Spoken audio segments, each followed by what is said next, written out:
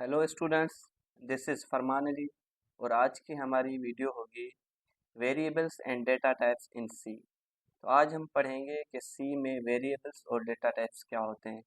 अगर इसको हम जनरलाइज करें तो variables are the containers which stores the data. जैसे कि हम जनरल लाइफ में देखें, अगर हमने पानी स्टोर करना है तो हम किसी बोतल में करेंगे। अगर हमने कपड़े स्टोर करने हैं या कपड़े रखने हैं तो हम वो किसी न किसी बैग में करेंगे। तो लाइक वाइज सी प्रोग्रामिंग में भी हमारे पास वेरिएबल्स होते हैं और हम उसमें कोई ना कोई डेटा स्टोर करते हैं। तो यहाँ पे पहली पॉइंट है a name to given memory location. Variable जो है वो एक मेमोरी लोकेशन का नाम होता है हमारी सी प्रोग्रामिंग में। जैसे कि ये मेमोरी है पूरी, इसमें जो है 1 2 3 4 5 6 7 लोकेशंस है। अगर हम इस लोकेशन की बात करें और इसको हम कोई ना कोई वेरिएबल का नाम दे दो तो ये लोकेशन हमारी जो है, कंपाइलर क्या करता है इसी प्रोग्राम में, जब हम कोई ना कोई वेरिएबल बनाते हैं तो कंपाइलर जो है वो मेमोरी में उस हमारे वेरिएबल के नाम से एक लोकेशन को रिजर्व कर देता है। जैसे ही हम आगे चल के उस प्रोग्राम में उस वेरिएबल को कोई ना कोई वैल्यू असाइन कर देते हैं तो उस मेमोरी लोकेशन पे वो जाके उसको स्टोर कर देता है। सेकंड पॉइंट है कि वेरिएबल को हम डिक्लेयर कैसे कर सकते हैं। वेरिएबल को हम कोड में डिक्लेयर ऐसे करते हैं, पहले हम उसका टाइप लिखते हैं फिर वेरिएबल का नाम देते हैं। उसका एग्जांपल ये है, हमारा जो एज जो हमारी होती है वो एक इंटीजर होती है और हम अगर एज वेरिएबल को डिक्लेयर करेंगे तो हम पहले लिखेंगे इंट, जो कि वो होगा उसका टाइप, फिर हम लिखेंगे एज। तो ये एज वेरिएबल का मेमोरी में यहाँ पे एक लोकेशन स्टोर हो जाएगी, एक लोकेशन रिजर्व हो जाएगी। फिर जैसे ही हम उसमें डेटा पुट करेंगे तो उस लोकेशन पे जो है वो डेटा स्टोर हो जाएगी। तीसरी पॉइंट है कि initialise and declared by type variable name and value. इसमें क्या होता है कि जैसे ही हमें किसी वेरिएबल को इनिशियलाइज करना होता है, इनिशियलाइज का मतलब ये है कि हम वेरिएबल को डिक्लेयर करके और वहीं पे उसको कोई ना कोई वैल्यू असाइन कर दें। जैसे मैंने फ्लोट एज 1 = 23.44, मैंने फ्लोट टाइप का एक वेरिएबल एज 1 यहाँ पे कोड में बनाया और उसको मैंने 23.44 वैल्यू असाइन कर दी। तो वो क्या होगी, हमारी मेमोरी लोकेशन पे यहाँ पे आके स्टोर हो जाएगी। ठीक है, इसमें कोई भी मुश्किल चीज़ नहीं है। वेरिएबल एक बॉक्स होता है, एक मेमोरी लोकेशन होता है, उसमें हम जो भी वैल्यू जाके स्टोर करेंगे वो स्टोर हो जाएगी। अब हम देखते हैं कि वेरिएबल को डिफाइन करने के रूल्स क्या होते हैं। हर चीज़ को डिफाइन करने के कोई ना कोई रूल्स होते हैं। तो वेरिएबल को डिफाइन करने के लिए ये 4 रूल्स हैं। तो फर्स्ट पॉइंट है कि can contain alphabets, digits and underscores. इसका ये मतलब है कि जब भी हम वेरिएबल बनाते हैं तो उसमें अल्फ़ाबेट्स भी हो सकते हैं, डिजिट्स भी हो सकते हैं और अंडरस्कोर भी हो सकते हैं। उसका एग्जांपल है, अगर हम अल्फ़ाबेट की बात करें तो इंटीजर टाइप का मैंने एक नंबर वेरिएबल बनाया है जो कि हमारा अल्फ़ाबेट हमने उसमें यूज़ की है। ये सेकंड है डिजिट। दूसरा मैंने इंटीजर का एक वेरिएबल बनाया है नेम 23, इसमें देखें डिजिट्स भी आ गए। और थर्ड मैंने बनाया है इंटीजर अंडरस्कोर नेम, इसमें अंडरस्कोर भी आ गया। दूसरी पॉइंट है कि a variable name can start with an alphabet and underscore only. हमारा जो भी हम वेरिएबल को डिक्लेयर करते हैं तो उसके नाम को हम कभी भी डिजिट के साथ स्टार्ट नहीं कर सकते।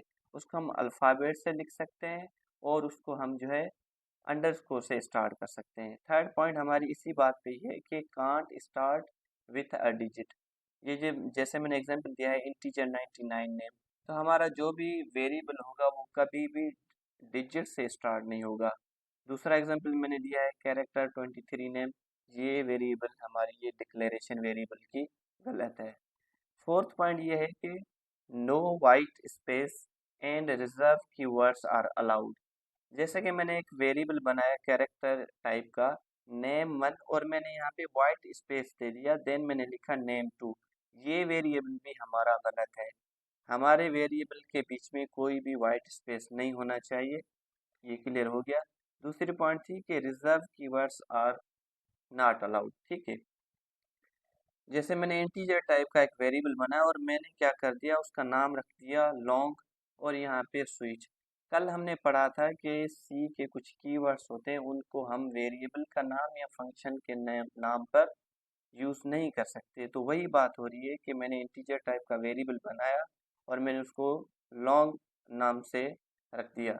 तो ये लॉन्ग जो है ये कीवर्ड है सी का, ये भी हमारा गलत है। ये 4 रूल्स थे जो कि वेरिएबल को डिफाइन करने के लिए सी प्रोग्रामिंग में यूज़ किए जाते हैं। और मैं यहाँ पे बार बार इंट, कैरेक्टर और ये सारी चीज़ें लिख रहा हूँ, ये डेटा टाइप्स होती हैं। तो आगे हम चलते हैं और सीखते हैं डेटा टाइप्स क्या होती हैं। डेटा टाइप्स इन सी। पहली पॉइंट है कि बेसिक डेटा टाइप्स हमारे पास ये इंटीजर, कैरेक्टर, फ्लोट, डबल, ये सी की कुछ बेसिक डेटा टाइप्स हैं। और बाकी जो ये अरे है, पॉइंटर है, स्ट्रक्चर, यूनियन, ये इन्हीं से ही बेसिक डेटा टाइप से ही ड्राइव्ड की गई है। ठीक है। और थर्ड है इन्यूमरेशन डेटा टाइप। ये इनम भी एक डेटा टाइप है, इसको हम आगे चल के पढ़ेंगे। फोर्थ वन है wide data type. Wide means खाली। ये हम अक्सर फंक्शन में यूज़ करते हैं और जैसे ही हम फंक्शन पढ़ेंगे तो मैं आपको ये भी क्लियर करा दूंगा कि ये वाइड डेटा टाइप क्या होता है और कैसे यूज़ होता है। यहाँ पर हमारे पास डेटा टाइप की एक टेबल है, उसमें जो है हम साइज बता रहे हैं कि कैरेक्टर डेटा टाइप जो है हमारा, उसकी साइज क्या है। कैरेक्टर 1 बाइट का होता है और 1 बाइट में 8 बिट्स होती हैं। ठीक है। ये साइंड भी होते हैं, अनसाइंड भी होते हैं, ये भी आगे चल के हम सीखेंगे। अभी सिर्फ आपको मैं इंट्रो दे रहा हूँ कि डेटा टाइप्स क्या होते हैं। ये इंटीजर डेटा टाइप जो है हमारा, वो 2 बाइट्स का होता है और उसमें 16 बिट्स होती हैं। सेम हमारा जो लॉन्ग है, शॉर्ट डेटा टाइप है, फ्लोट है। फ्लोट जैसे कि 4 बाइट का होता है, इसमें 32 बिट्स होती हैं। ये था हमारा डेटा टाइप्स। अभी हम चलते हैं वीएस कोड में और वहाँ पे हम एक न्यू फाइल बनाते हैं, example2.c। इसमें हम जो है वेरिएबल बना के आपको एक एग्जाम्पल तौर बताते हैं कि वेरिएबल किस तरह काम करते हैं। इंट मेन फंक्शन हम बनाएंगे। यहाँ पे हम जो है वो लिखते हैं। पहले मैं आपको सिर्फ डिक्लेरेशन बताता हूँ। जैसे कि मैंने एक वेरिएबल यहाँ पे डिक्लेयर किया इंटीजर का एज। ठीक है। और मैंने इसको फिर आगे चल के वैल्यू दे दी एज इज इक्वल टू 2। ठीक है। Print f my age. ठीक है। संडे और एज, इसको हम कंट्रोल एस करेंगे और यहाँ से हम इसको रन करवा देंगे। अब यहाँ पर देखें, हमने जो है एज को डिक्लेयर किया, फिर यहाँ पे एज को हमने कोई ना कोई वैल्यू दी, फिर प्रिंट फंक्शन में हमने लिखा कि माई एज और %d से जो है इस एज को हमने प्रिंट करवा दिया और ये हमारा आउटपुट है माई एज इज 2। ठीक है। तो इसका ये मतलब है कि ये हमारा वेरिएबल, जो हमारा वेरिएबल है इंटीजर टाइप का, ये इसने कंपाइलर ने क्या किया, इसकी मेमोरी लोकेशन पे एक रिजर्व जगह बना ली। जैसे ही हमने एज को असाइन कर दी वैल्यू, तो हमारी जो ये वैल्यू थी एज की, वो जाके मेमोरी में सेव हो गई।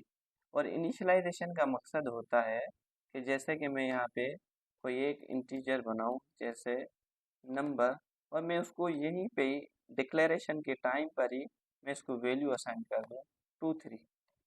और अब हम इसको प्रिंट करते हैं, प्रिंट नंबर इज। ठीक है।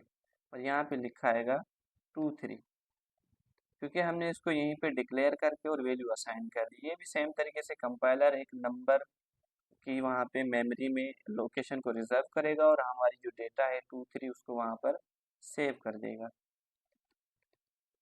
इसको हम रन करके देखते हैं कि होता है या नहीं होता। यहाँ पर आप देख सकते हैं कि नंबर इज 23 ये आ चुका है। ये थी वेरिएबल की डिक्लेरेशन और ये थी डिक्लेरेशन और इनिशियलाइजेशन, मतलब डिक्लेयर करके हम कोई ना कोई वैल्यू दे दें। आज की वीडियो में सिर्फ हमने ये पढ़ना था कि वेरिएबल क्या होते हैं, उसके रूल्स क्या होते हैं, उसको कैसे डिफाइन करते हैं, क्या क्या डेटा टाइप्स होते हैं और मैंने आपको ये प्रोग्राम भी बना के दिखा दिया कि एक वेरिएबल को कैसे हम डिक्लेयर करते हैं, कैसे इनिशियलाइज करते हैं और फिर कैसे जो है कंपाइलर उसको मेमोरी में जाके स्टोर करता है। अगर आपको कोई भी मसला, कोई भी परेशानी आती है इसको रन करने में, इसको समझने में, तो आप वीडियो के कमेंट सेक्शन में मुझसे सवाल पूछ सकते हैं। और आप जो है मेरे चैनल को सब्सक्राइब करें और वीडियोस को लाइक करें, शेयर करें। Thank you students.